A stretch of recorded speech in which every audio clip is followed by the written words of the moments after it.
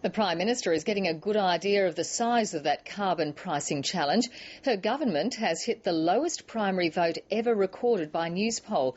And Tony Abbott is putting it down to what he calls the truth campaign he's waging against the carbon tax. Here's political correspondent Greg Jennett. By the Lincoln Memorial, Julia Gillard honoured Vietnam War veterans,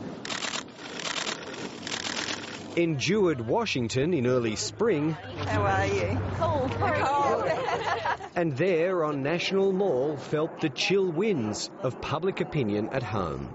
It won't surprise you when I say I don't comment on polls. But the latest Newspoll awaited a response and statecraft was set aside to give one. I understand that stoking fear can be relatively easy, but every day that Mr Abbott is out there stoking fear, we'll meet it with reason, with facts. Their numbers Labor cannot ignore. Newspoll has its primary vote down to a historic low of 30%. The coalition's up 4 to 45. The Prime Minister's satisfaction is in freefall. Kevin Rudd outpolls her as preferred leader. All in a fortnight's work for this man.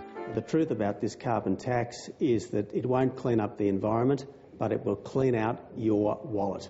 The poll doesn't only track a clear-out in support for the government, but also in public willingness to pay higher energy bills to control carbon.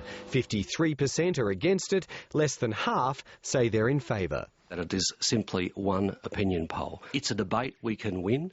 We've got to get the facts out there. Julia Gillard's approval is lower than Kevin Rudd's when she replaced him. But the slump isn't stirring any doubt about her publicly or privately. I think Julia is leading from the front in a fight that is critical to the nation's future. These are early days in a fight the government's using to define itself.